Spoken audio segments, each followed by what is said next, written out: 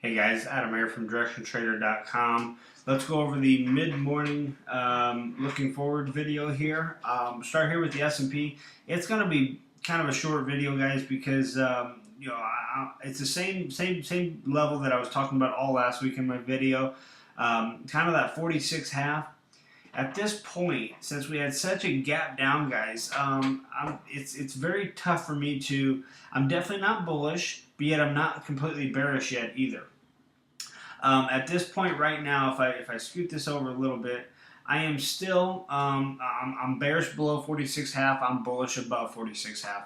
And once we are able to break out Thursday's low, comes right here about the 33s. First line of defense I see is at the 20s. And then the ultimate line of defense all the way down here around the 12s all the way down to the 10s. So that 10 to 12 range as we used a couple weeks ago, and then the 20s is the first line of support. And then that's if we were below 46.5. Anything breaking above 46.5, I'm back to bullish momentum. So at this point, it's very tough for me to make this make this analysis because I'm basically on my hands right now. I'm not gonna be bullish. I'm not gonna be bearish at anything right now. If we can break below these 33s, I see us going down to the 20s. Anything breaking below 20s down to that 10 to 12 range. But if we do go ahead, and this is just a one-day drop, just a kind of a sting here, and we start to get a rally. Maybe we're not going to get a rally probably the remainder of the day. I can see this continuing to drop the remainder of the day because the market internals are so bearish. It's kind of a gap and go situation where we're going to close somewhere near the lows of the day. But if we are able to make a turnaround over the next couple days and close and start to push above the 46.5s, I change my momentum and I'm completely back to the bullish mentality, especially with that gap.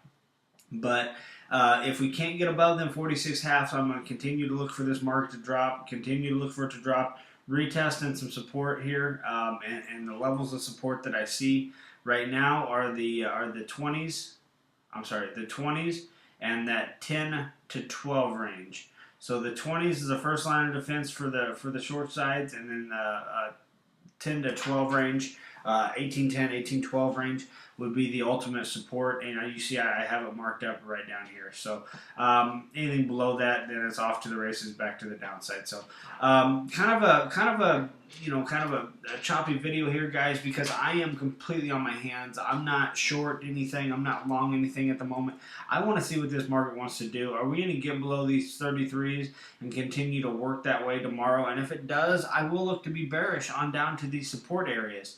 But if this is just a one-day kick and then we close lower and we slowly start to drift higher overnight and we're able to get above the 46.5, I'll get right back to my bullish mentality in no time and start to look for alongside opportunities. So at this moment right now, I am completely on my hands, completely neutral.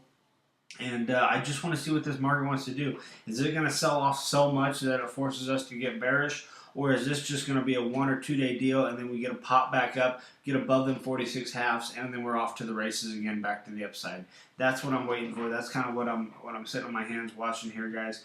I'll cruise over all the markets. The S&P, the NASDAQ is down. It's kind of the same mentality. Here's the Dow, exactly the same, and then the Russell. The only difference being, look at the Russell on Friday.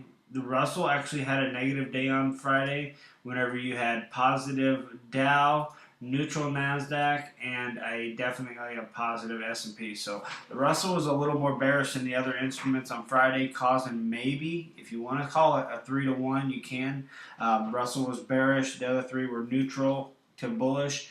So you could call it the 3 to 1 rule that I talk so much about in these videos.